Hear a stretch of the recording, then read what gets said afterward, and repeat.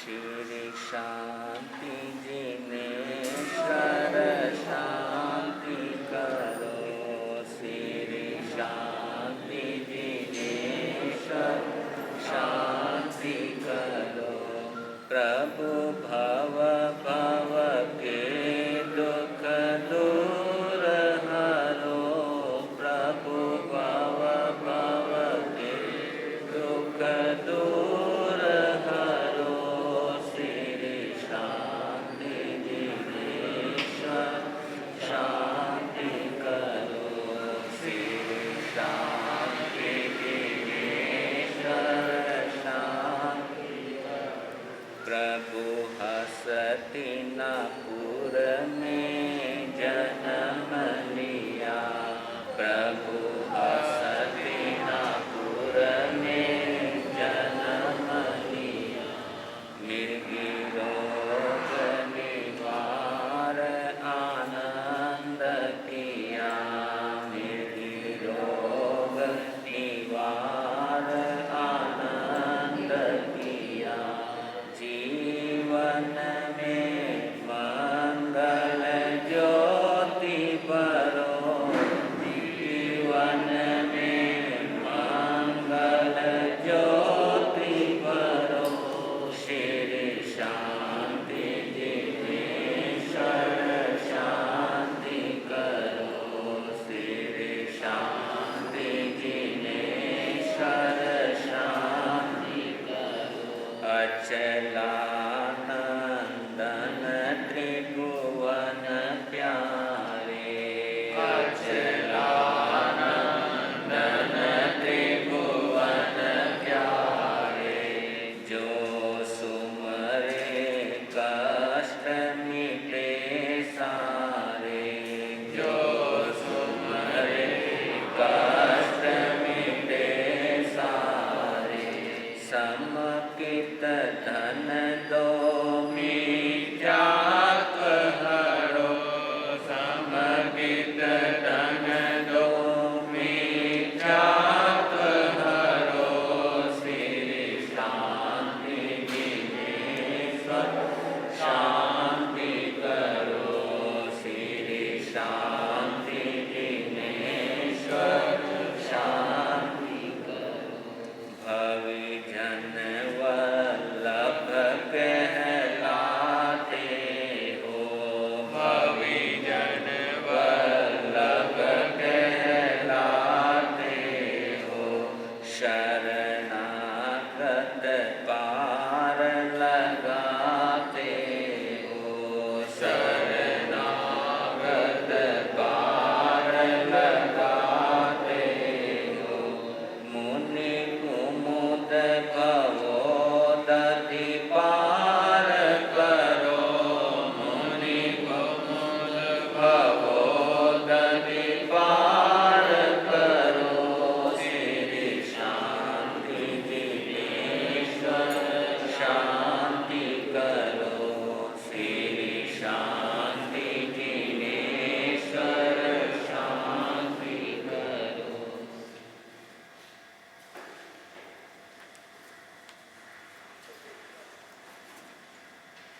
अंतर्गत सूत्र का चतुर्थ वर्ग का मूल वाचन प्रारंभ हो रहा है।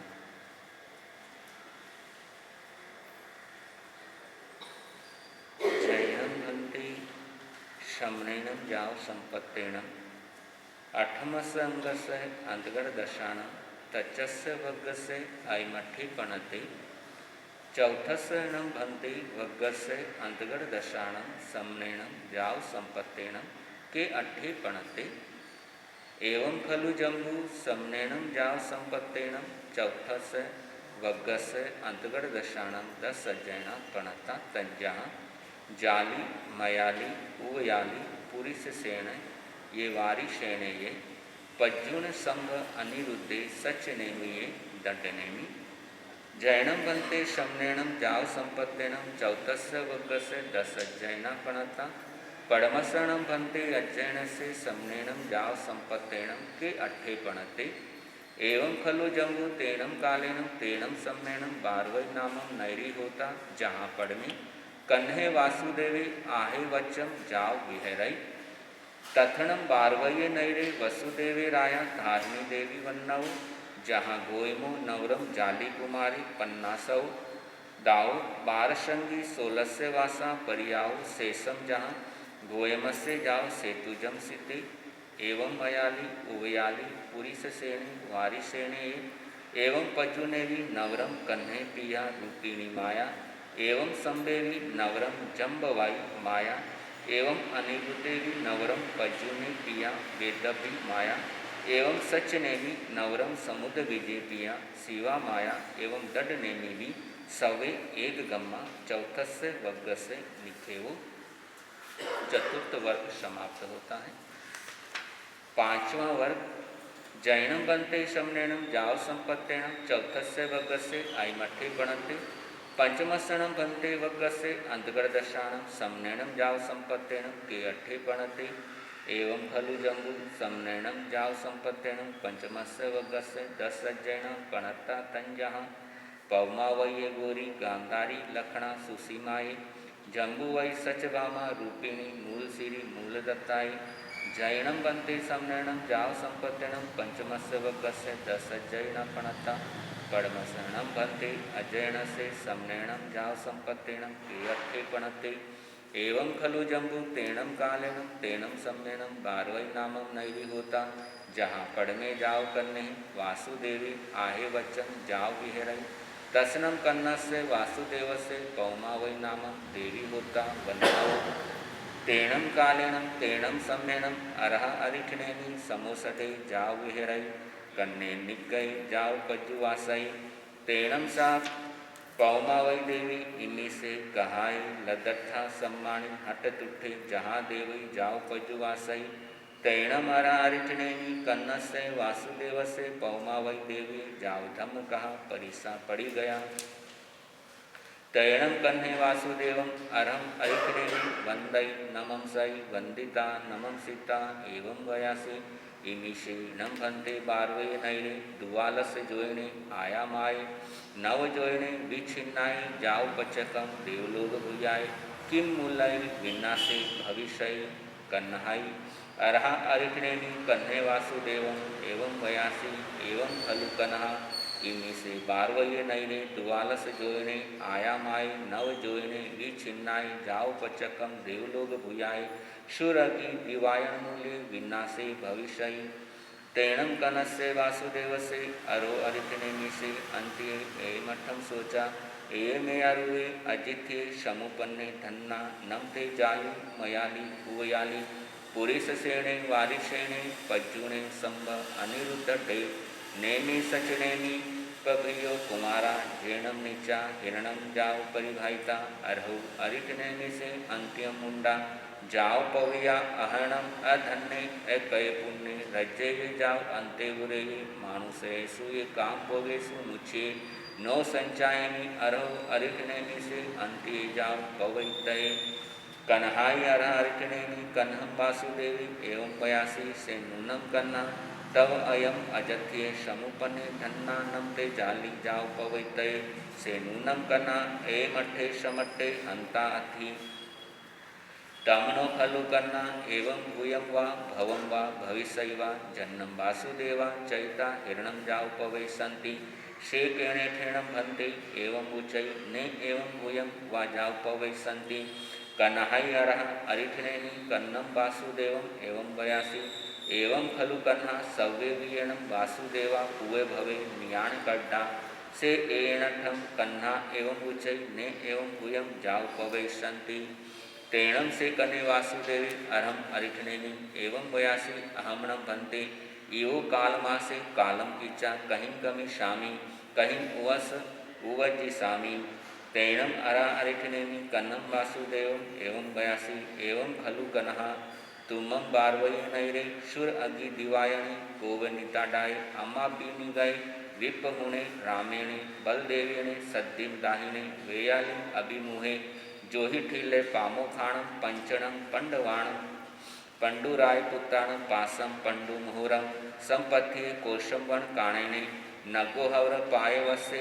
अहे पुडवी शिलापटी पिए वत्थे पछाये शरीरे झर कुमारेण तिखेण गोदंड विपमुखेण विष्णुना वामे पाए वित्ते क्षमाणे कालमासे कालम किचा तचाय वालोप भाई पुडवीए जाओ व विजहिसी तेणम कन्हे वासुदेवे अर्हो अरिठनेमी से अंतिये एम अठम सोचा निशम ओये जाओ जियाई कन्हाई अर्हा अरिठनेमी कन्हम वासुदेवम एवं वयासी माणम तुमम देवानुपिया ओहोये जावे जियाही एवं खलु तुमम देवानुपिया तच्चाओ पुड़िव्यो उजलियाओ अनंतरम वठिता इहे जम्बू दिवे दिवे भारे वासे आग मिसाए उस पीणिये पुंडेशु जा जणवेशु सेय दुआरे नैरे बारसमे अममे नामम अर्हा भविष्यसि तथे तुमम बहुयम वासायम केवल पर्यायम पावनीता सिजहिसी तैणम कन्हे वासुदेवे अर्हो अरिठनेमी से अंत्ये एम अठम सोचा निशम में हट तुठे अफोडिता वगई वगिता तिवलिम छिंदई छिंदिता सिहयाणम करई करिता अरम अरिठनेमी वंदई नमम सई वंदिता नमम सीता तमेव अभिषेकम अतिरयणम दुरुहई दुरुहिता जेणे बारवये नैरी जेणे सई गिहे तेणे हुआ गए अभिषेय अतिरयणाव पचोरुहिता जेणे बाहिरिया उव ठाणसाला जेणे सय सिंहासने तेणे उवागच्छिता सिंहासन वरंसी पुरथाभिमुहे निशियाई निशिता कौडुंब्यपुरी से सत्तावै सत्ताविता एवं वयासी गच्छनम दुभे देवानुप्रिया बारवये नैरे सिंगाटके जाओ उगो क्षेमाणे एवं वयम एवं खलु देवानुप्रिया बारवये नैरे दुआलस जोइने आया माए जाओ पचखम देवलोक भूयाय सुर अग्नि दिवायन मूले लिन्नासे भवसई तम जोणम देवानुप्रिया इच्छई बारवये नैरे रायावा जुवरायावा ईश्वरे तलवरे माडंबी कौडुंबी इभ्ये सेठीवा देवीवा कुमारोवा कुमारीवा अर्हो अरिठनेमी से अंति मुंडे जाओ पविते तमनम कन्हे वासुदेवे विसज्जई पच्छाउरसे विये से आहा पवित्रम वित्तम अणुजाणे महिया इड्डी सकार समुदेणम ये से निखमेणम करे दोचंपी तच्चंपी घोषणे घोषे घोषिता मम एयम आणत्यम पच पिनहे तैणम ते कौडुंबे पुरीसा जाओ पच पिनती तैणम सा पौमा वै देवी अरो अरिठनेमी से अंत्ये धम्मम सोचा निशम हट तुठ जाओ कियाया अरम अरिठनेमी गंदई नमम सई वंदिता नमम सीता एवं वयासी शदामीणम बंदे निगंथम पाव्यनम से जयम तुभे वये झम नवरम देवानुप्रिया कन्हम वासुदेवम आपुच्छामि तैणम अहम देवानुप्रियाणम अंते मुंडा जाओ पवयामि आहास्वम देवानुप्रिया माँ पड़िबंधम करहे तेणम सा पौमा वै देवी धम्यम जान पवरम दुरुहिता जेणे बारवै नैरी जेणे सये कीहे तेणे उवागच्छिता धम्याव जान पवराव पच्चोरुहिता जेणे कन्हे वासुदेवे तेणे उवागच्छिता करियल जाव कट्टु कन्नम वासुदेवम एवं वयासी इच्छामीणम देवानुप्रिया तुर्भेहि अभानुनाया सम्मानि अर्हो अरिठनेमी से अंत्ये मुंडा जाओ पवयामि आहाशुवम देवानुप्रिये तैणम से कन्हे वासुदेवे कौडुंब्यपुरी से सद्दा वै सद्दाविता एवं वयासी क्षिपा में भू देवानुप्रिया पौमा वै देवी महत्तम निखी मणाभिषयम वठविता एयम आणतियम पच पिन्नहे तैणम ते कौडुंब्या जाओ पच पिनति तेणम से कने वासुदेवी पौमा वै देवी पट्टियम दुरुहिता अटशयनम सौवर्णकल शयनम जाओ निख मणाभियशयनम अभिसिंचिता सव अलंकारम विभूष्यम करई करिता पुरी सहसे वाहिनी शिव्यम दुराहाविता बारवये नैरे मध्यम मज्जेण निगच्छिता जेणे वयवये पवये जेणे सहसंभवणे उज्जाणे तेणे उवागच्छिता शियम ठवेई पौमा वै देवी सियाओ पच्चो रुहई तैणम कने वासुदेवी पौमा वै देवी पुरहो कट्टु जेणे अरा अरिठनेमि तेणे उवागच्छै उवागच्छिता अर्हम अरिठनेमि पिकुतो आयाहीनं कयाहीनं करै करिता वंदै नमं सै वंदिता नमं सीता एवं वयासी ऐषणं पंते मम अग महिषी पौमा वै नामं देवी इट्ठा कंता पिया मणुना मणामा अभिरामा जीवे उसासा हियेयानंद जणिया उम्बर पुखम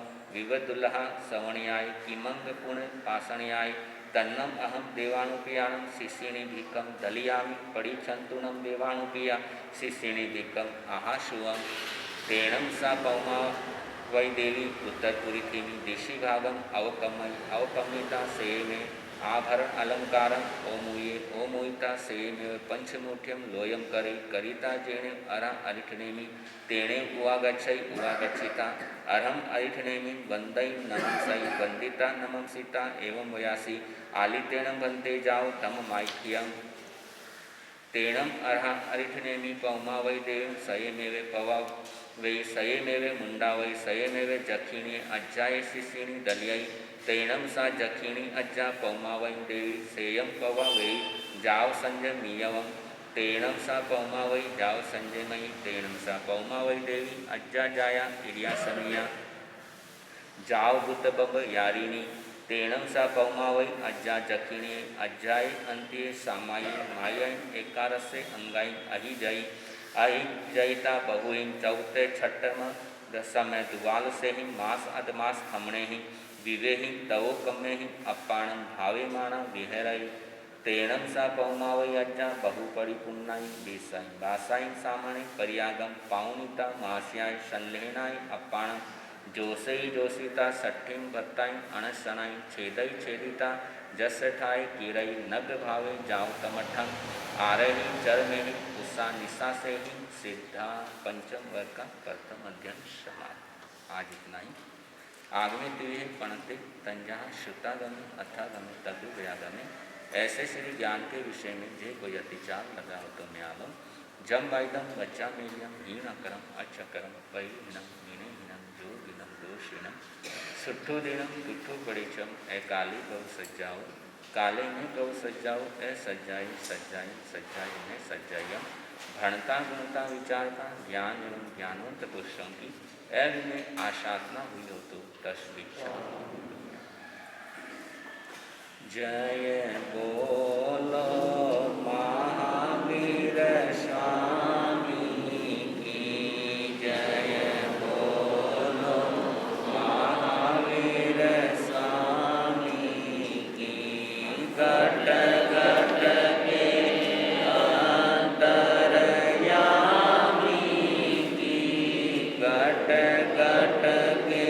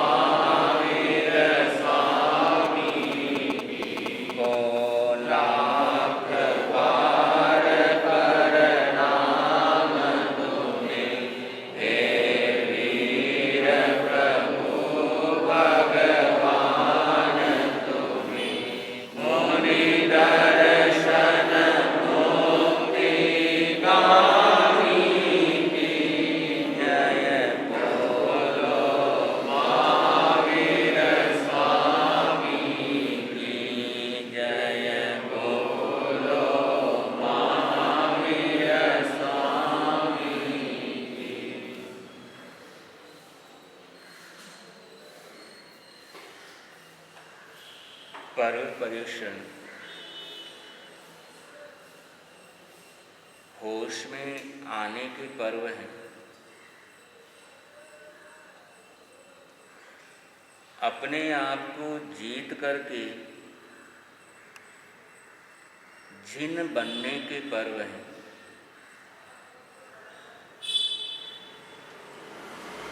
आगमकार कहते हैं अपाण में जुजाही किमते जुजेण वज्रव। दूसरों के साथ टकराने का कोई फायदा नहीं। क्यों दूसरों के साथ टकरे खाते? क्यों दूसरों के साथ लड़ाइयां करते? कुछ मिलने वाला नहीं।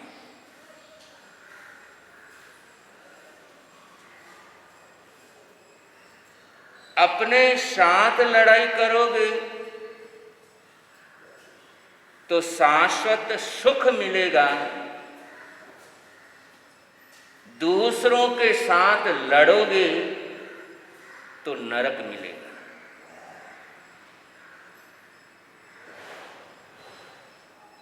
इसलिए संघर्ष करना है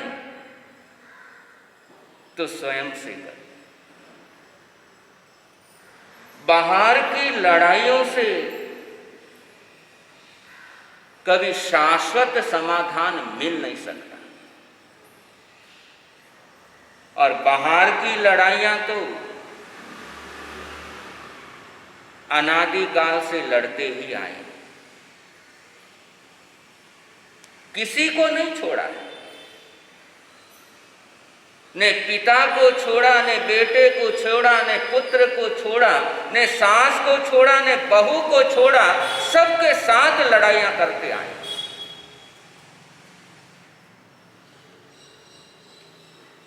अनादिकाल से लड़ते आए लेकिन समाधान मिल नहीं पाए।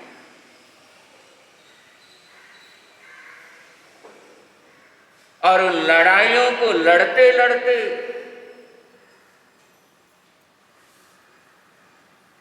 जो नेक करने योग्य कर्म थे उनको भी करते रहे। दूसरों के साथ जूझते जूझते जो हमारे स्वामित्व का नहीं, जो हमारे हक का नहीं, जो हमारे अधिकार का नहीं, उस पर भी कब्जा जमा करके बैठ गए। सिद्ध होने का तीसरा मंत्र है कैसे बैठना।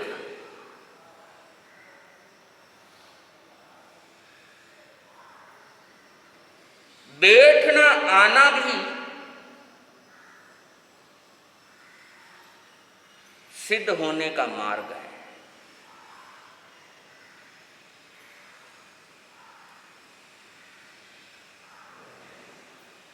कैसे बैठना।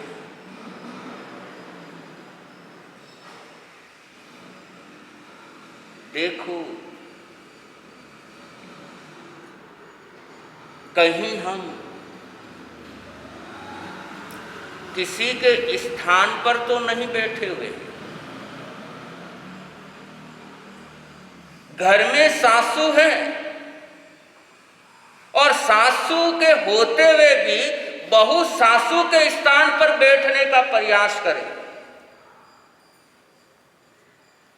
सासू को कबूल होगा?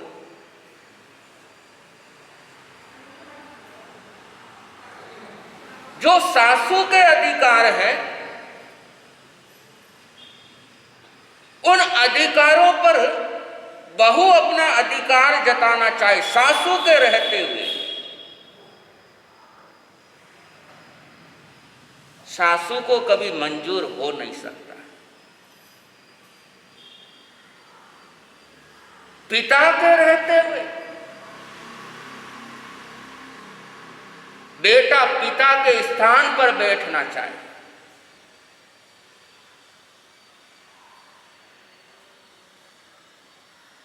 परेशानी आनी ही आनी है।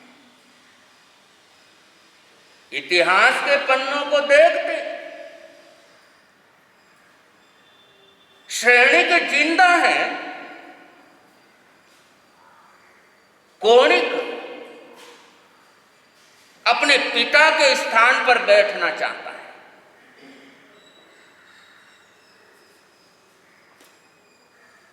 और जब जब दूसरों के स्थान पर बैठने का हम प्रयास करते हैं, तब तब संघर्ष शुरू होते हैं।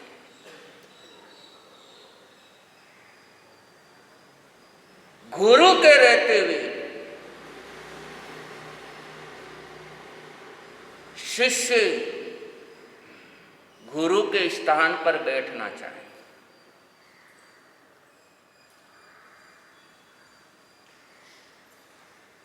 ये एक सही रास्ता है। गौतम स्वामी स्वयं गुरु है, 500 चेलों के गुरु, लेकिन भगवान के सामने, अपने गुरु के सामने कभी गुरु बनकर के नहीं गए। जब भी भगवान के पास पहुंचे हैं, शिष्य बनकर के पहुंचे। इसलिए बेटा चाहे बेटे का बाप बन गया हो, लेकिन जब अपने पिता के सामने पहुंचे तो बेटा बनकर के पहुंचे।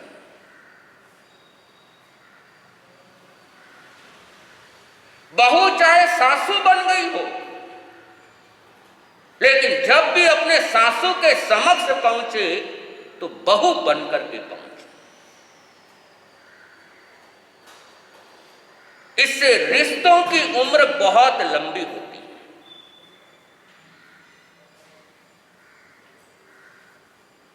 वरना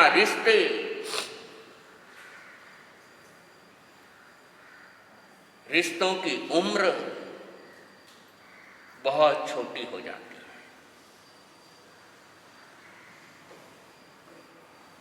इसलिए अनाधिकार चेष्टा नहीं करना। जब जब अनाधिकार चेष्टा होती है,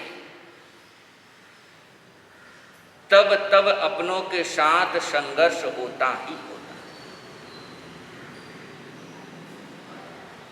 है। इसलिए परमात्मा तीसरा मंत्र सिद्ध होने का देते हैं, कैसे बैठना।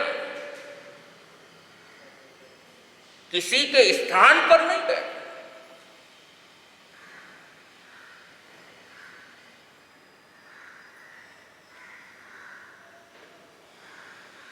अतः आगमकार कहते हैं, अपाण नेव जुच्चाही, युद्ध करो, संघर्ष करो, लेकिन स्वयं के साथ करो। दूसरों के साथ संघर्ष करके आज तक किसी को शांति मिली नहीं।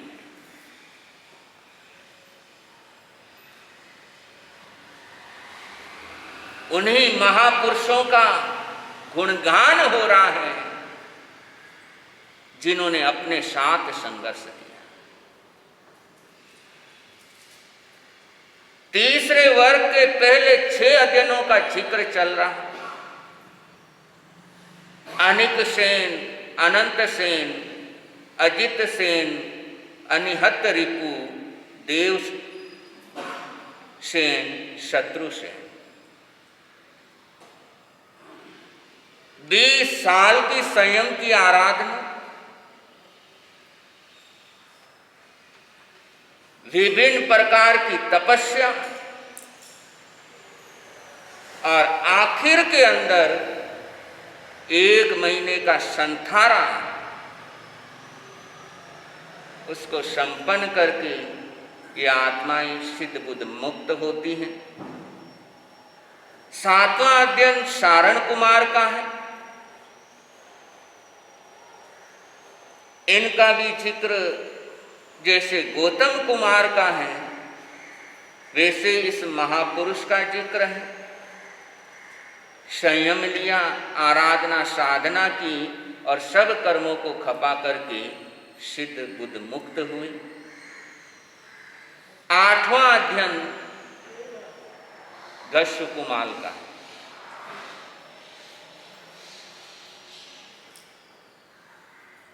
माता देवकी ने सिंह का स्वप्न देखा, खूब हर्षित हुई, खुश हुई। समय हुआ, एक बहुत सुंदर बेटे को जन्म दिया। दासियों ने कृष्ण महाराज को यह शुभ सूचना पहुंचाई। कृष्ण महाराज इतने खुश हुए, इतने खुश हुए, इतने खुश हुए कि दासियों की 7 पीढ़ी तक की आजीविका का प्रबंध कर दिया।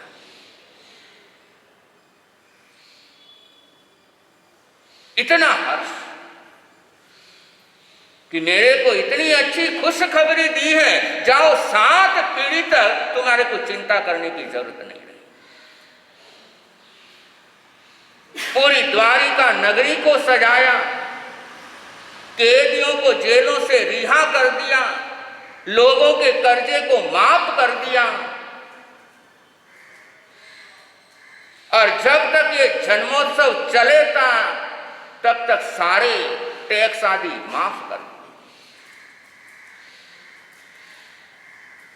पहले दिन जात कर्म हुआ, नाल काटने का कर्म किया। दूसरे दिन रात्रि जागरण का कार्य हुआ। तीसरे दिन सूर्य चंद्र के दर्शन बच्चे को करवाए। 12वें दिन सबको प्रीति भोज दिया और सबको प्रीति भोज देने के बाद उस बच्चे का नामकरण हुआ गज सुकुमार।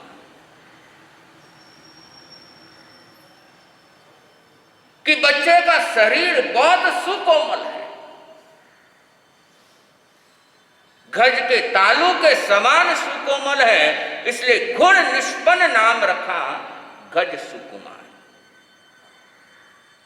नाम हमेशा गुण निष्पन्न होने चाहिए।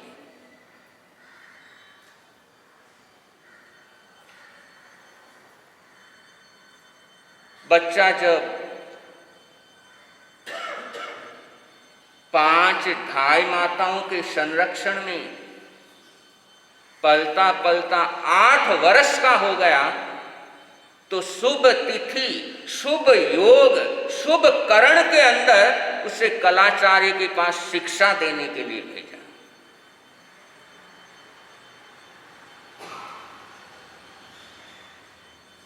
शिक्षा देने की शुरुआत, पढ़ाई की शुरुआत 8 साल से।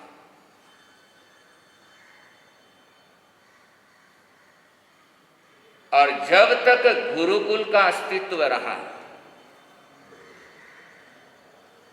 तब तक ये परंपरा बहुत अच्छी तरीके से चलती रही। और जैसे ही गुरुकुल खत्म हुए, विदेशी पढ़ाइयां आई, बच्चे ने जन्म नहीं लिया है उससे पहले तो उसका स्कूल में एडमिशन हो जाता है।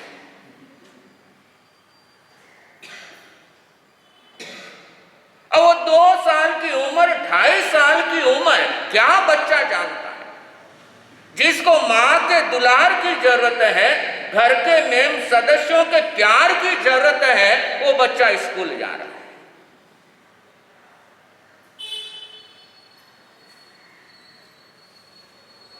पूरा शिक्षा का पूरा ढांचा बदल गया। इसलिए पढ़ाई तो हो जाती है, लेकिन जो संस्कारों की मजबूती होनी चाहिए, जो उस 8 साल की अवस्था के अंदर जो माँ बाप का प्यार मिलना चाहिए, जो परिवार का अनुराग मिलना चाहिए, जिसके साये में रह करके बच्चा अपने आप को सुरक्षित महसूस करे, उससे वो वंचित हो जाता है। क्योंकि 2.5 साल का बच्चा स्कूल गया है और 3, 3.5, 4 साल का होते होते तो पढ़ाई का इतना बोझ, उसका बचपना कहीं खो जाता है। घर में पढ़ रहा है चाहे स्कूल में पढ़ रहा है, दोनों जगह उसे टीचर ही मिलते हैं। स्कूल में पढ़ा तो भी टीचर है और घर में आया तो भी मां नहीं मिलती है, टीचर मिलती है। ये आज के बच्चों का सौभाग्य नहीं, दुर्भाग्य है।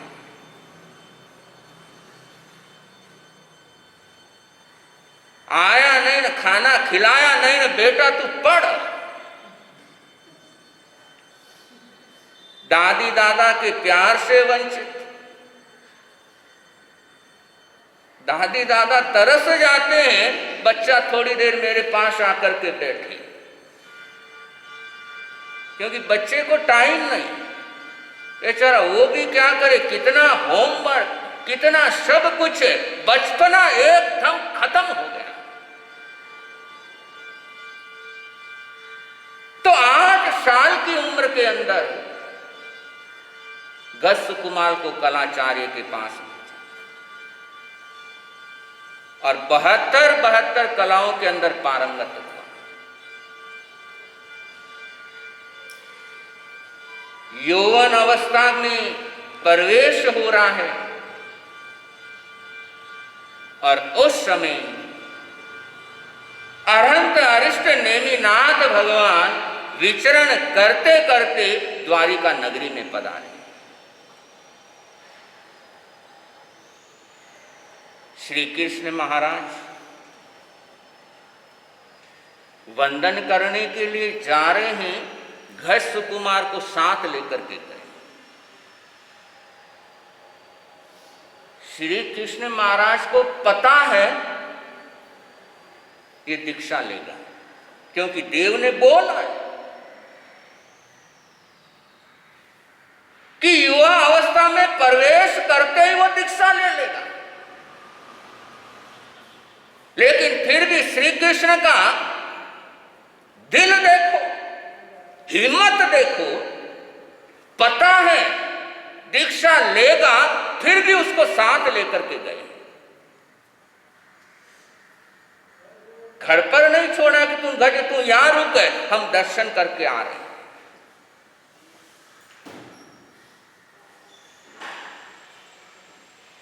और जिनके पास अपरंपार हिम्मत होती है वो ही वासुदेव होते हैं। वासुदेव कभी हार नहीं मानते, चाहे कैसी भी विचित्र परिस्थिति है, लेकिन वासुदेव कभी हार नहीं मानते। अब गस्स कुमार के साथ जा रहे हैं और रास्ते में एक रूपवान कन्या को देखा जो अपनी सहेलियों के साथ खेल रही है। मन में चिंतन हुआ कि मेरे छोटे भाई गस्स कुमार के लिए बढ़िया रहे। वासुदेव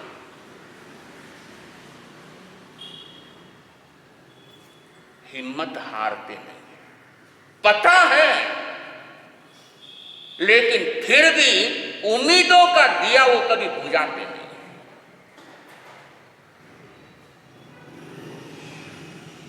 अनुचरों को कहा पता लगाओ ये किसकी कन्या है।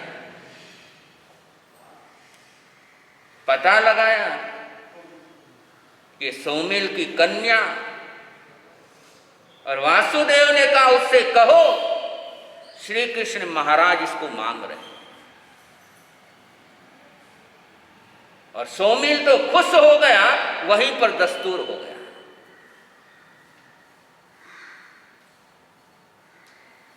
और उस रूपवान कन्या को, सोमा को कन्या महल में पहुंचा दिया।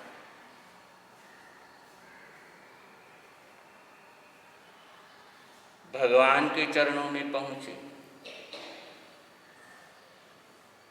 एक पुण्यवान आत्मा का दूसरे पुण्यवान आत्मा से मिलन हुआ। प्रवचन आदि हुआ और प्रवचन सुनकर के घसुकुमाल के मन में वैराग्य जागृत हो गया। श्री कृष्ण अकेले लौटे हैं वापस, घसुकुमाल वही है।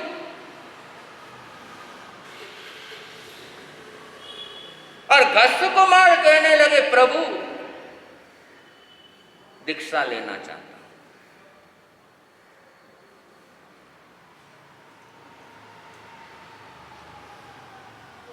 भगवान ने कहा, जैसा सुख उपजे वैसा कर। कोई जबरदस्ती, परमात्मा का धर्म जबरदस्ती का धर्म नहीं है। और जबरदस्ती का धर्म नहीं होने के कारण ये धर्म इतना जबरदस्त है। भगवान एक ही वाक्य कहते हैं, जैसा सुख उपजे वैसा कर। तुम्हारे साथ कोई जबरदस्ती नहीं है कि तुम्हें यह करना होगा। भगवान महावीर के चरणों में आनंद पहुंचता है। प्रभु आपकी वाणी सुनी, 5 महाव्रतों का विवेचन सुना, अद्भुत। लेकिन प्रभु 5 महाव्रतों को मैं स्वीकार कर नहीं सकता। भगवान कहते हैं, कोई बात नहीं, 5 महाव्रत स्वीकार नहीं कर सकता, 12 व्रत स्वीकार कर। राजा श्रेणिक पहुंचते कि प्रभु मैं तो एक छोटा सा नियम भी नहीं ले सकता। तो भगवान महावीर कहते, राजन कोई बात नहीं, कम से कम सम्यक दृष्टि बन जा। कहीं जबरदस्ती नहीं कि तुम्हें ये करना ही होगा। परमात्मा सिर्फ इतना कहते हैं, शुभ कार्य करने में देर मत करो। तुम्हारे मन में शुभ भाव जगे हैं, शुभ भावना आई है, तो उसको करने में तुम देर मत करो।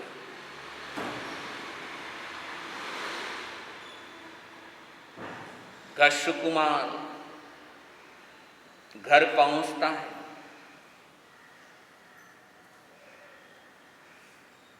माता पिता से कहता है, मुझे दीक्षा लेनी है।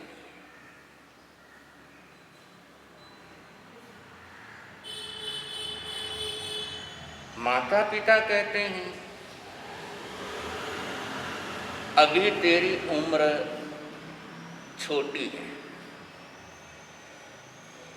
पहले तू शादी कर ले, संसार बसा ले, उसके बाद दीक्षा ले। हम मना नहीं कर रहे, मना नहीं कर रहे हैं, तुझे दीक्षा लेने से रोक नहीं रहे। पहले शादी कर ले, संसार बसा ले, फिर दीक्षा ले ले। यही होता है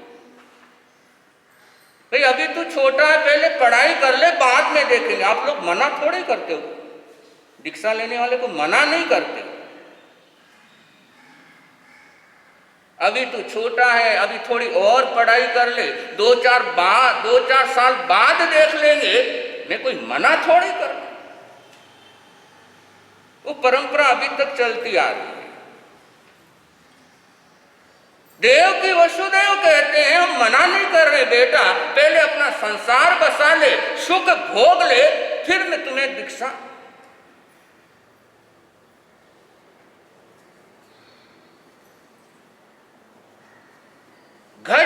लगा, नहीं मां,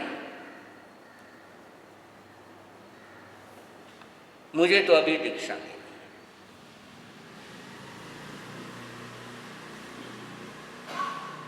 मां कहने लगी बेटा अभी नहीं, हमारे जीते जी नहीं, हमारे मरने के बाद।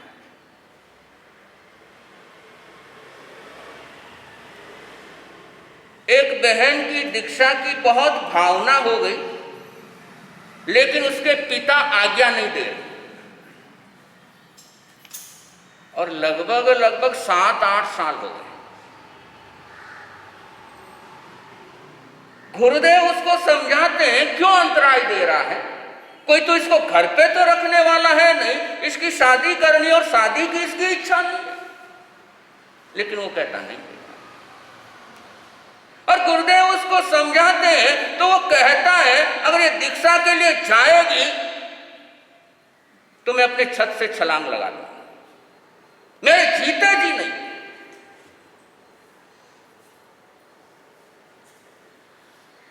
तो ऐसे भी लोग होते हैं। और देव की कहती है बेटा तू दीक्षा लेगा, लेकिन हमारे जीते जी मत ले, हमारे जाने के बाद तू ले ले।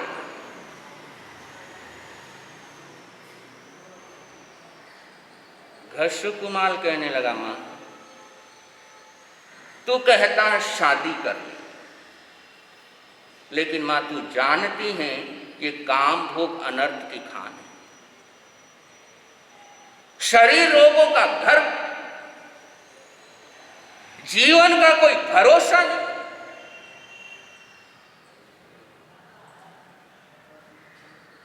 चारों तरफ से खतरा है। परमादि को चारों तरफ से खतरा रहता है। गाड़ी आप लोग चलाते हो, बहुत बार रास्ते में बोर्ड लिखा हुआ आता है सावधान आगे खतरा है।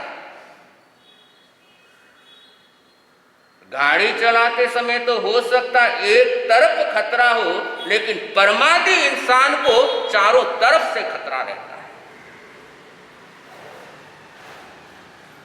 गज अपनी मां से कहता मां चारों तरफ से मैं मौत से घिरा हुआ, और ये मौत कब किस समय आक्रमण कर दे क्या पता लगता है। और ये शरीर रोगों का घर,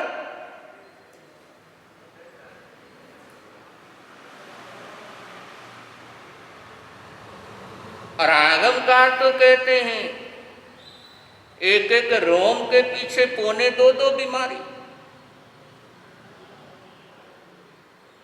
अपने शरीर में 3.5 करोड़ रोम राशि है, और एक एक रोम के पीछे 2.25 बीमारी है, यानी करीब करीब 7 करोड़ बीमारियां हमारे शरीर के अंदर है, मौजूद है।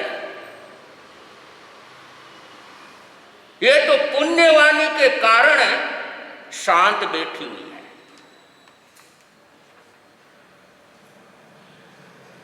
ये तो पुण्यवाणी है, इसलिए वो बीमारी का उदय नहीं हो रहा है, वरना ये शरीर तो बीमारियों का घर है।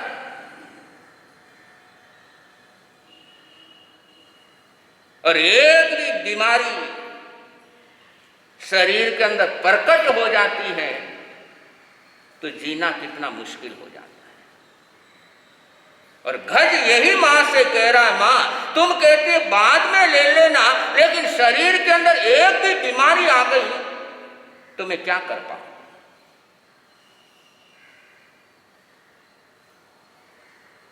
इसलिए मां तू आज्ञा दे।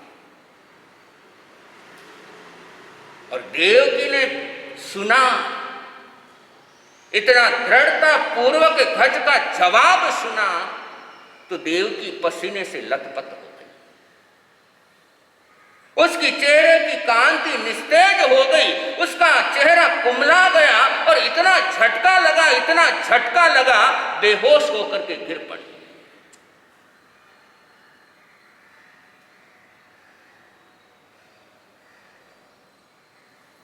होश में लेकर के आए। देव की गज से कहती है, गज तू मुझे इष्ट है, तू मुझे कांत है, तू मुझे प्रिय है, तू ही तो मेरी दिवाली है, तू ही तो मेरे रत्नों की पेटी है। बेटा तेरा वियोग मैं सहन नहीं कर सकता, इसलिए तू कुछ और मांग। तेरे ऊपर सब न्योछावर है, लेकिन ऐसी बात तो मत, ऐसी बात तू मुझसे मत कह कि बेटा तू मुझे छोड़ करके जाना चाहता है। ऐसी बात तू बेटा मेरे से मत। श्री कृष्ण महाराज खड़े, देव की श्री कृष्ण से कहते, कृष्ण समझा अपने भाई, इसे बता कि इसे पाने के लिए मैं कितनी तड़पी। अरे श्री कृष्ण, तू तो 3 खंड का अधिपति है, तेरी आज्ञा तो हर कोई मानता है। तू अपने भाई को कि ऐसी बात ना, ये ऐसी बात बोलता है, मुझे कितनी तकलीफ होती है कृष्ण।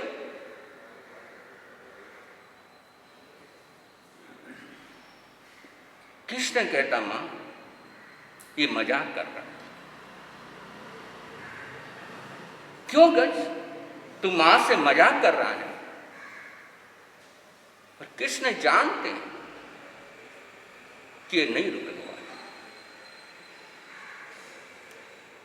बोलना कृष्ण। कृष्ण कहता, बोल गज, मां को कह दे तू मजाक कर रहा है, तू कहीं नहीं जाने वाला। और ये कहते कहते श्री कृष्ण का गला भी रुक गया, क्योंकि वो जानते हैं विदा होने का समय आया, ये जाएगा, ये रुकेगा, इसे जाना है।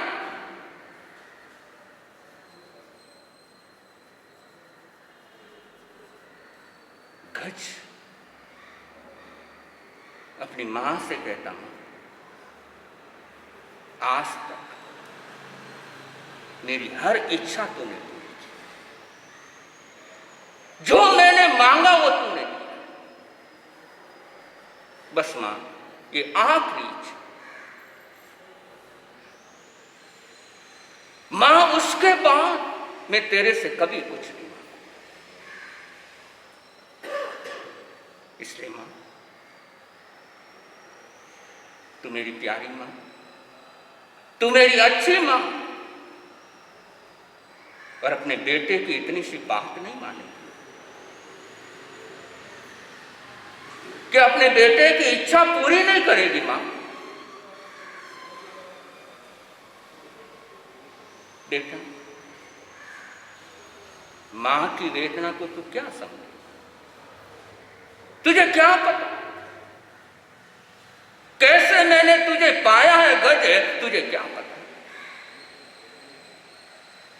और मेरी सारी खुशियां तेरे से जुड़ी हुई, मेरे सारे अरमान तेरे साथ है गज।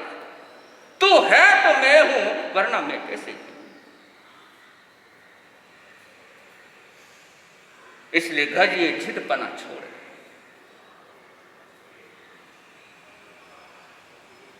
लेकिन गज तो कहता नहीं, मुझे तू खुशी खुशी विदा कर।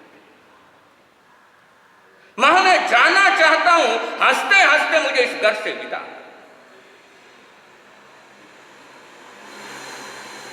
देव की कृष्ण से कहते, कृष्ण इसको समझाना। तो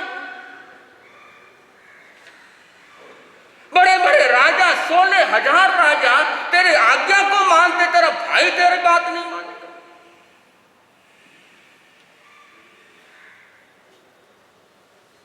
कृष्ण कहता है, देख तू मेरा प्यारा भाई, और मैं चाहता हूं कि ये द्वारिका नगरी की सारी जिम्मेदारी तू संभाल।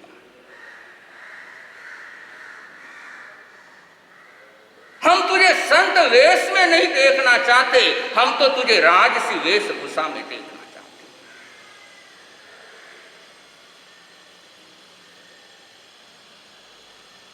इसलिए बेटा, मेरा प्यारा भाई, तू राजा बन जा, सब कुछ तू संभाल। लेकिन गज कहता है, मुझे तो दीक्षा नहीं। बंधु, जब भक्ति अपने चरम पर पहुंच जाती है,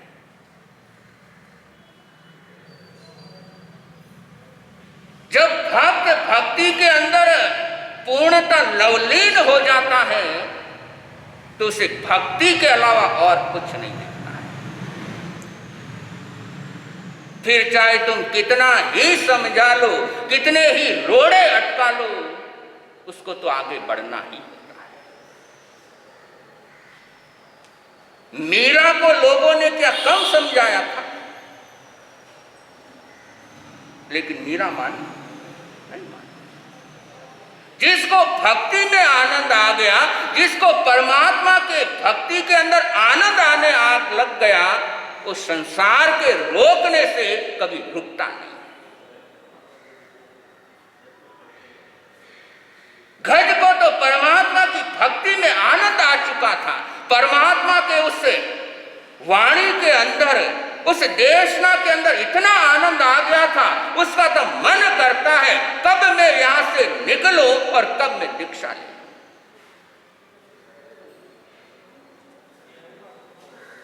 श्री कृष्ण समझाते, मां समझाती है, बेटा समझ, लेकिन गज कहता है मेरे को जाना, मेरे को तो दीक्षा नहीं।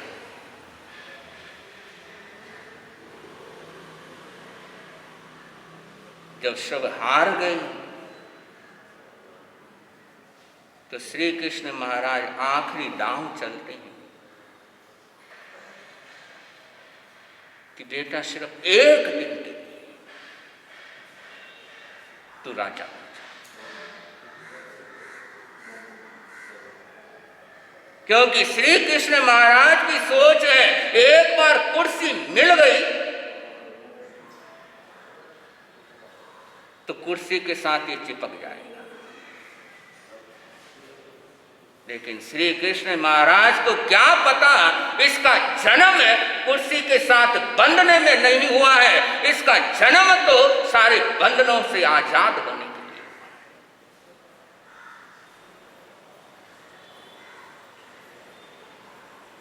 मां भी कहने लगी, बेटा बस इतनी सी बात, एक दिन के लिए तू राजा बन जा।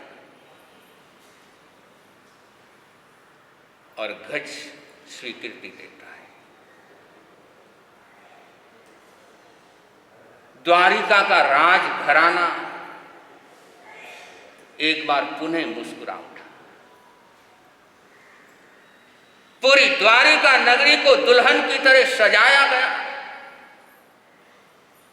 महोत्सव चलने लगे कि घस्त कुमार द्वारिका नगरी का राजा बना।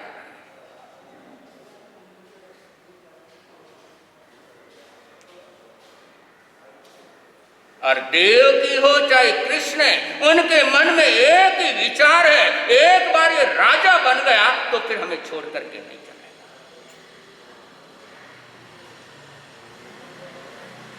राज्य अभिषेक होता है,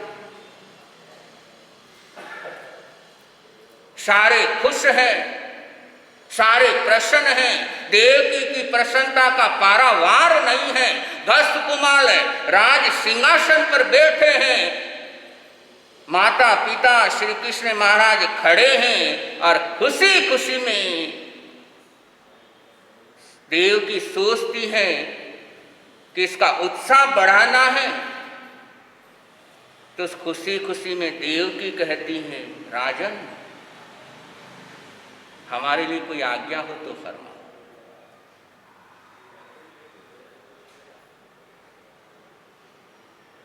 देवकी की सोच बिल्कुल अलग है और अपने बेटे से, राजा से कहती है, राजन बोलो तुम्हारे लिए हम क्या करें।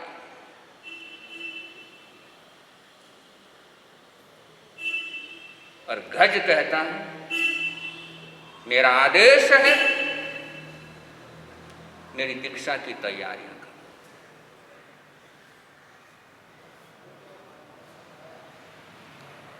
देवकी ने सुना तो हुआ अब ये नहीं रुकने वाला, जाएगा, इसे जाना। दीक्षा की तैयारियां और गज को लेकर के पूरा राजघराना, पूरी द्वारिका नगरी नेमिनाथ भगवान के चरणों में पहुंची।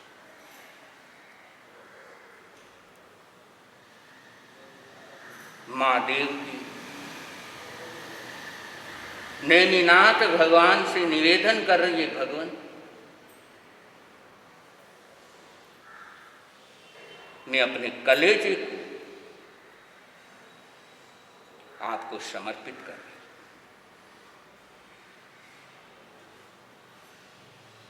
प्रभु आप जानते हैं इसके लिए मैंने कितने सपने देखे,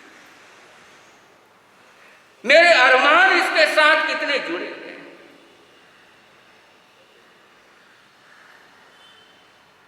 मेरे शरीर का रोम रोम इसके साथ अटैच। और भगवान मैं अपना कलेजा आपको सौंप रही। और गज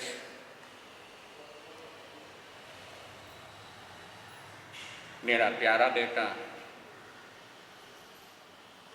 जितना तूने मुझे रुलाया है, जितना तूने मुझे तड़पाया, बेटा अब ऐसी करनी कर जाना, ऐसी करनी कर जाना कि किसी और मां को रोना नहीं।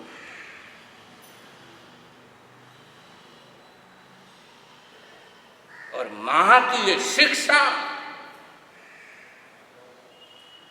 बेटे ने हृदय में बसा ली कि मुझे ऐसी करनी करना है, ऐसी करनी करना है कि भविष्य में और किसी मां को रोना ना पड़े।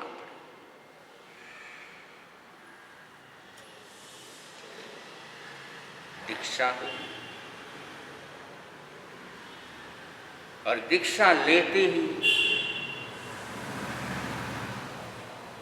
चौथे पहर में नेमिनाथ भगवान के चरणों में उपस्थित, प्रभु आपकी आज्ञा हो, मैं महाकाल शमशान के अंदर एक रात की महाप्रतिमा स्वीकार करना चाहता हूं। दिल में एक ही है, मां ने जो शिक्षा दी उस शिक्षा पर मुझे खरा उतरना है। और मां दिल से जो आशीर्वाद दे और वो पूरा ना हो, ऐसा कभी हुआ नहीं।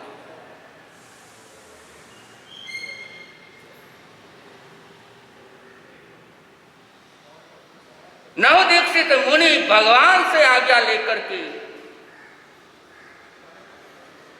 महाकाल शमशान के अंदर पड़ा।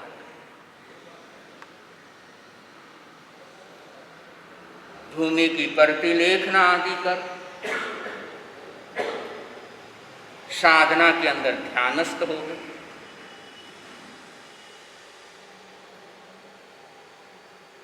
और उधर से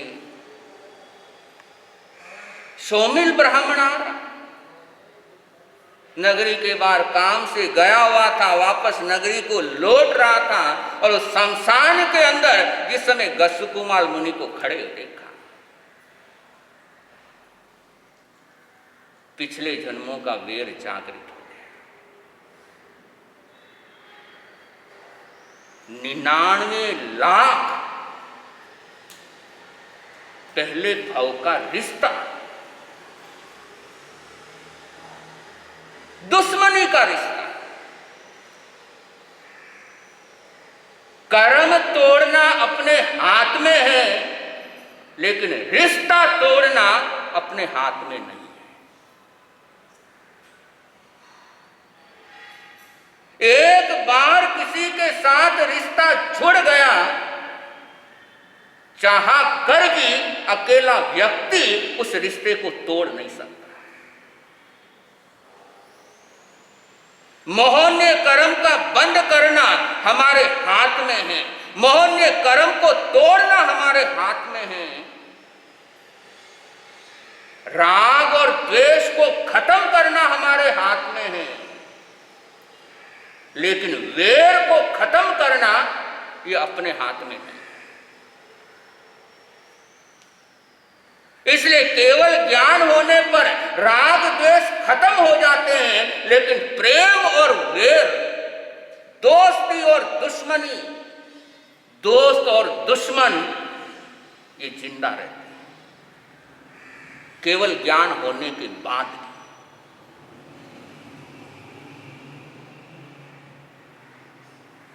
तो राग और द्वेष को हम खत्म कर सकते हैं, लेकिन वेर का बंधन या फिर प्रेम का बंधन ये चाहा कर भी अकेला व्यक्ति खत्म नहीं कर सकता। भगवान को केवल ज्ञान हो गया, लेकिन गोशालक के साथ ऐसा वेर अनुबंधन है, केवल ज्ञान के होने के बाद भी भगवान को मारने के लिए पहुंचा।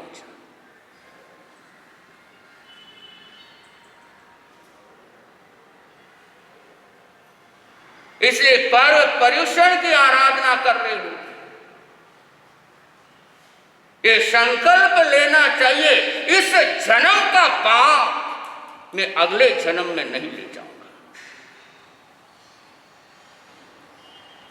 और उसी का प्रयास होना चाहिए कि इस जन्म के जो पाप है वो अगले भव के अंदर लेकर के मुझे नहीं जाना। इस जन्म की दुश्मनी अपने साथ लेकर के विदा मत करना, क्योंकि ये दुश्मनी 1 साल से आगे खींच गई, 1 साल से आगे चलती रही, बहुत खतरनाक रूप ले लेती, और इतना भयानक, इतना खतरनाक रूप लेती है, बिना अपराध के भी मरना पड़ता है इस दुश्मनी के कारण, बिना गलती के भी सजा भुगतनी पड़ती है यदि दुश्मनी का रिश्ता खत्म नहीं होता। क्या अपराध सुकुमाल का, लेकिन दुश्मनी का रिश्ता।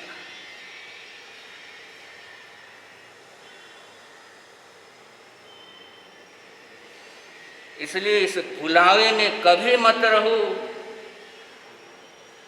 मैंने उसके घर में आना जाना बंद कर दिया तो हमारा रिश्ता खत्म हो गया। अरे तुम्हारे आने जाने से रिश्ते कभी खत्म नहीं होते। उसके साथ मैंने बोलचाल बंद कर दी तो उसके साथ मेरा रिश्ता खत्म हो गया। रिश्ते ऐसे खत्म होते नहीं।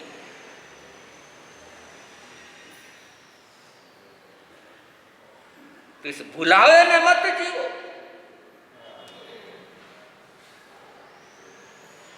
ये रिश्ता खत्म नहीं कर रहे हो, किसी के घर आना जाना बंद करके, किसी के साथ बोलचाल बंद करके, बल्कि रिश्ते को और मजबूत बना रहे।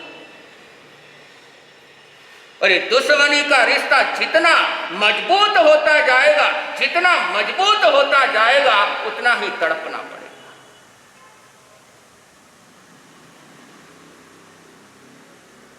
इसलिए क्यों अभिमान में इस दुश्मनी के रिश्ते को जिंदा रखना। ये पर्व पर्युषण इसीलिए आते हैं कि वेर का अनुबंध हम अपने हाथों से खत्म कर सकें।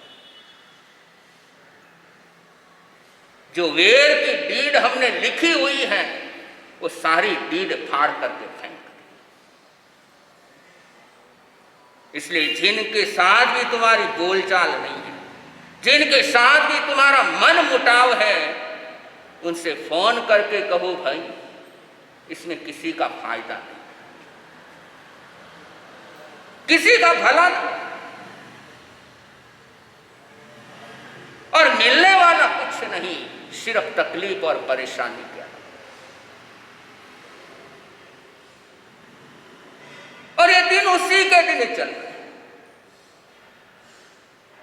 कि हमारा अभिमान खत्म हो जाए, हमारा अहंकार खत्म हो जाए और हम स्वयं पहल करें। भाई बहुत जिए दुश्मनी में, बहुत दुश्मनी दिखाई, बहुत आपस के अंदर बोलचाल की, लेकिन आखिर मिला क्या? और आयुष्य का क्या भरोसा? किस वक्त किस पल इस दुनिया से विदा हो जाए। और ये दुश्मनी साथ में लेकर के विदा हुए तो अंजाम क्या हो?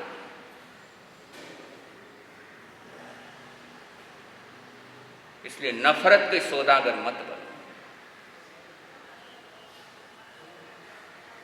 प्रेम के सौदागर बनो, मोहब्बत के सौदागर बनो। घसकुमाल ध्यानस्थ खड़े सोमिल ब्राह्मण ने देखा और देखते ही उस जन्म में ने सोमिल की गज के साथ कोई दुश्मनी, ने गज की सोमिल के साथ दुश्मनी। लेकिन देखते ही वो पिछले जन्म की फाइल, 99 लाख जन्म के पहले की फाइल वो ओपन हो गई। वो संस्कार भीतर से उमड़ पड़े और निमित्त मिल गया कि जब इसे दीक्षा ही लेनी थी तो मेरी बेटी के साथ सगाई क्यों की?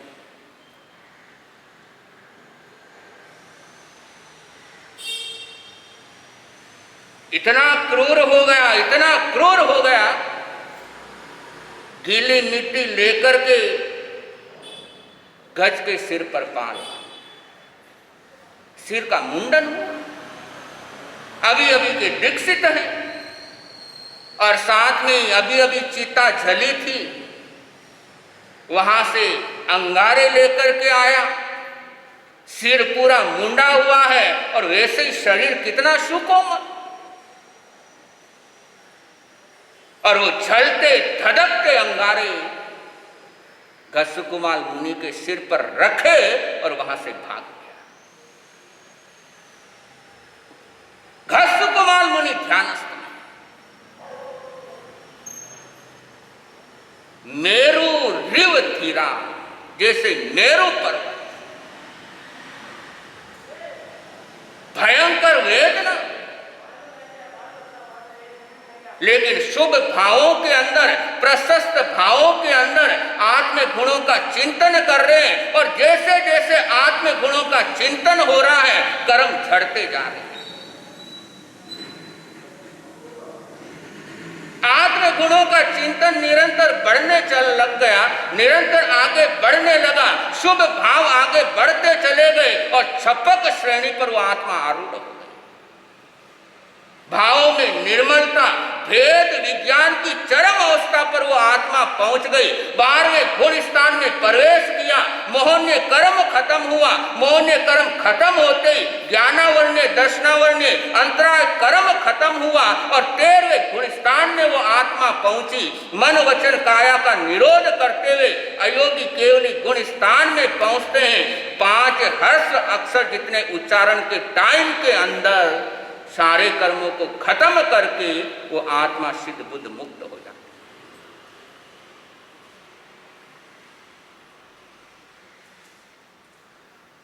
एक ही दिन में राजा भी बन गए, मुनि भी बन गए और मोक्ष को भी प्राप्त कर। एक संकल्प लेकर के मुझे मेरी मां की अरमान पूरी करनी।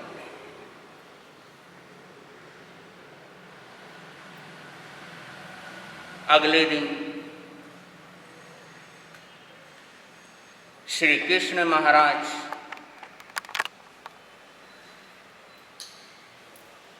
भगवान के दर्शनार्थ पधारे।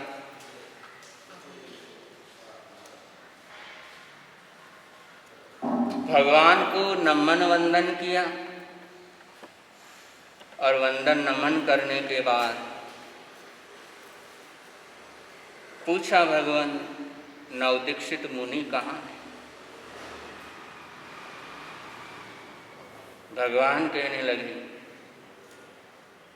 कृष्ण जिस लक्ष्य को लेकर दीक्षा स्वीकार की थी उसने अपने लक्ष्य को प्राप्त कर लिया।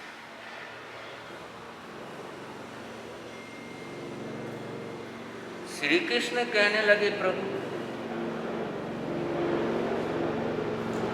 ऐसे कैसे, इतना शीघ्र?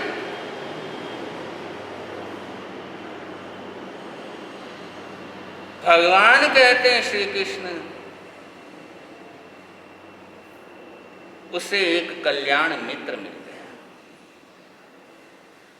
और कल्याण मित्र मिला तो उसके माध्यम से जो काम करने में कई साल लग जाने थे वो काम चुटकियों के अंदर हो गया।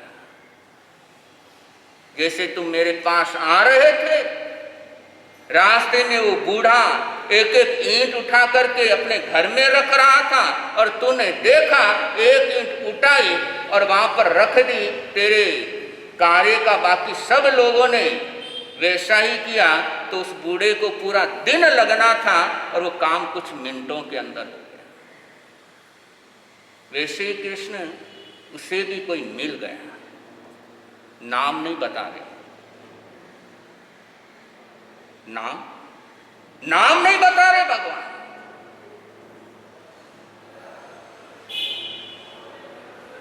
सिर्फ इतना कह रहे हैं कोई उसे मिल गया था और उसके कारण से उसकी बहुत जल्दी अर्थ सिद्धि हो गई। क्यों नहीं बताया नाम? नाम क्यों नहीं बताया? क्योंकि नाम बताते तो न केवल कृष्ण वासुदेव बल्कि पूरी द्वारिका नगरी का द्वेष का बंधन, वैर का बंधन उस व्यक्ति के साथ जुड़ जाता है। इसलिए नाम नहीं खोलते। और जब श्री कृष्ण महाराज पूछते वो कौन है, तो सिर्फ हिंट देते कि तेरे को देखते ही जो खड़ा खड़ा ही मृत्यु को प्राप्त कर जाए, समझ लेना वो ही कल्याण मित्र था, कोई दुर्भावना नहीं।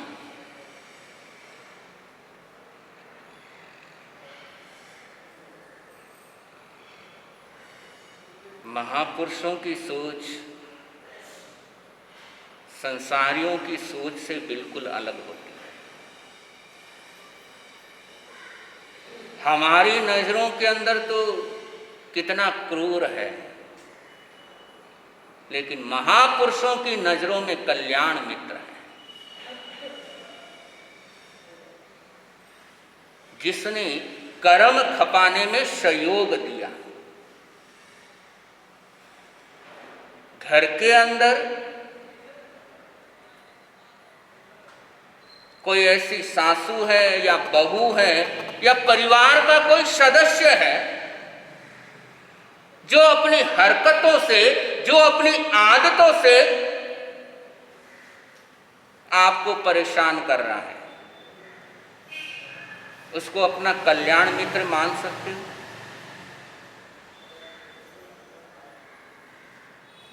अगला अपनी हरकतों के कारण, अपनी आदतों के कारण परेशानी का कारण बना हुआ है, और उस समय ये सोच सकते हो अगर मैं शांत रहूंगी, शांत रहूंगा तो ये मेरे कर्म खत्म करने में निमित्त बन रहा है।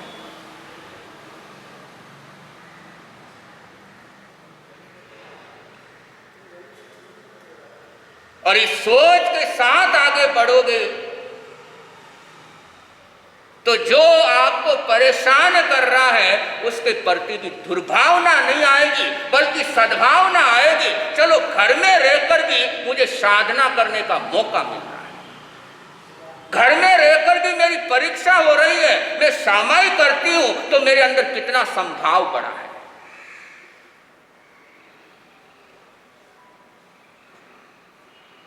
कि कितना अच्छा है, कितनी अच्छी है, मेरी परीक्षा ले रही है, मैं सामायिक करने वाली हूं तो मेरी परीक्षा ले रही है, मेरा कितना संभाव बढ़ा है और मुझे परीक्षा के अंदर पास होना है।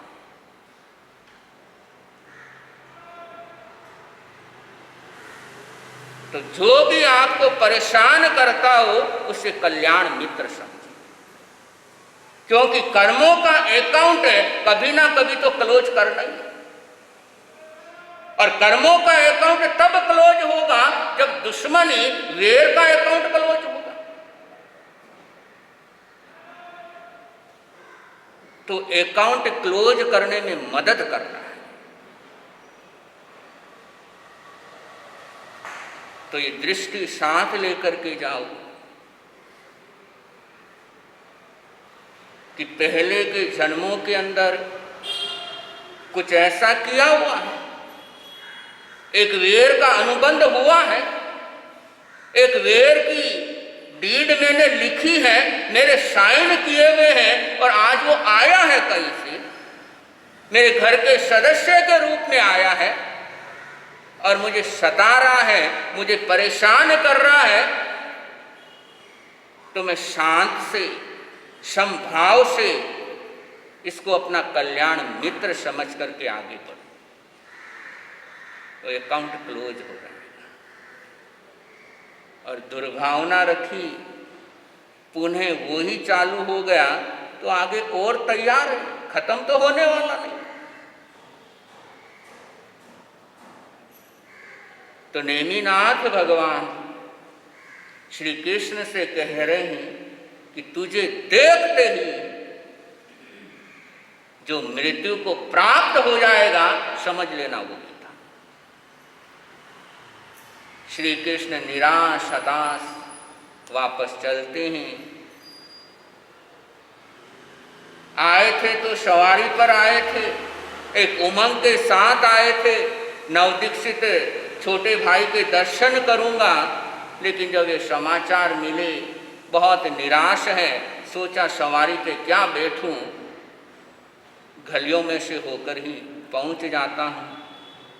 और वो जा रहे हैं गलियों में से, और उधर सोमिल ब्राह्मण सोचने लगा श्री कृष्ण जाएंगे भगवान के पास, सब कुछ पता लग जाएगा, और श्री कृष्ण को पता लगा तो मेरे को छोड़ने वाले नहीं है, इससे पहले वो आए मैं गांव छोड़ करके चला जाता, मैं नगरी छोड़ करके चला जाता। और वो तो राजा है, सवारी के साथ राजमार्ग से आने वाले हैं, तो मैं गलियों से होकर के जाता। बंधु, मौत कैसे खींचती है? जहां पर जिस स्थान पर मौत लिखी है, मौत अपने आप खींच लेती है। सोमिल ब्राह्मण गलियों से निकला और इधर श्री कृष्ण महाराज गलियों से जा रहे हैं।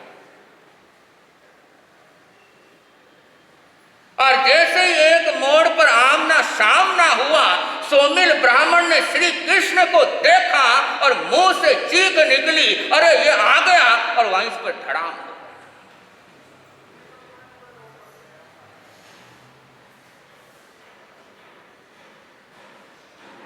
श्री कृष्ण समझ अपने सेवकों को आदेश दिया कि इसको घसीट करके नगरी से बाहर ले जाओ, और पूरे नगरी पर जहां जहां से इसको ले जाओगे वहां वहां पर पानी से धोना।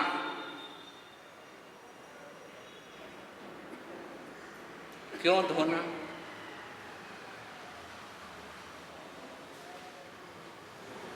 क्योंकि बहुत बुरे वाइब्रेशन शोमिल ब्राह्मण थे। और बहुत विकृत वायरस, बहुत ऐसे नकारात्मक ऊर्जा, और उस नकारात्मक ऊर्जा को यदि हटाया नहीं तो जो भी वहां से गुजरेगा वो उसकी चपेट में आ जाएगा। और इसीलिए अपने यहां स्वस्थ परंपरा है, बैठने से पहले पूंज करके बैठना। इसका मतलब ये नहीं है, सिर्फ इतना ही नहीं है कि कीड़ी मकोड़े को हटाना है, ये तो बहुत ऊपर ऊपर का है। इसका मीनिंग यह है, पहले कोई बैठा है वहां पर और उसके कैसे वाइब्रेशन होंगे अपने को पता नहीं, और जैसे ही हमने पूंजा, जो भी वहां पर वाइब्रेशन थे वो वाइब्रेशन वहां पर खत्म हो गए।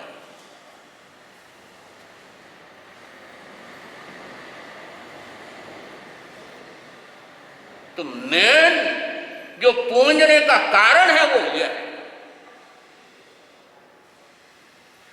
कि जिस स्थान पर हम बैठ रहे हैं पता नहीं कैसे वाइब्रेशन रहेंगे, कैसी वहां की ऊर्जा रहेगी, और जैसे ही हमने वहां का पूंज लिया वो ऊर्जा वहां से हट गई।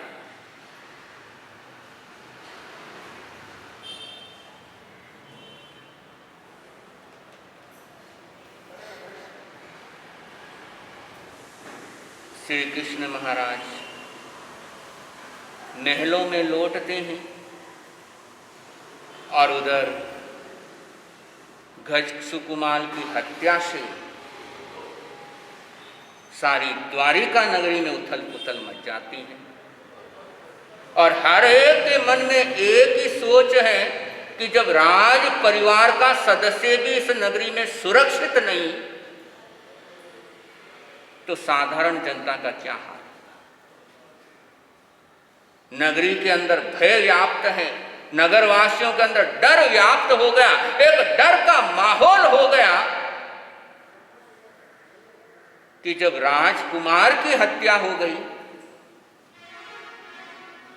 तो हम कैसे सुरक्षित हैं।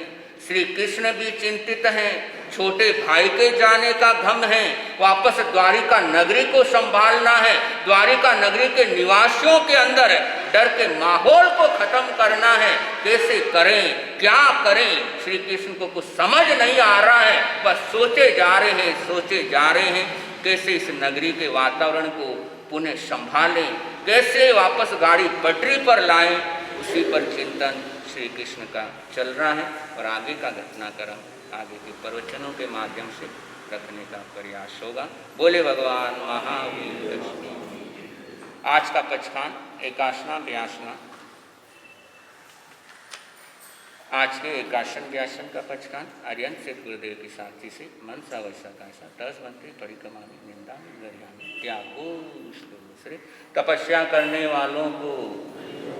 आज का आइंबिल हो, आइंबिल निवी का पचकान आर्यन सिद्ध गुरुदेव की साक्षी से मन सा त्यागो।